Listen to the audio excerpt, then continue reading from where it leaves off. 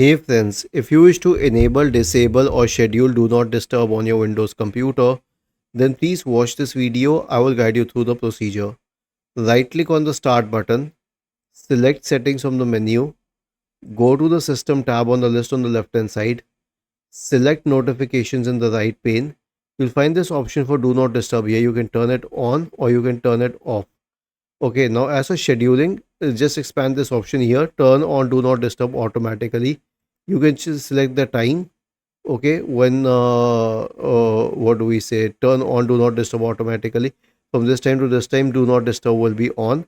Or you can say when you're duplicating your display or playing a game, or the first or after a Windows features update and so on. Was this helpful? If yes, then please subscribe to the channel. If not, then let us know in the comment section of the video on how we could help you further. Thank you for watching this video and have a nice day.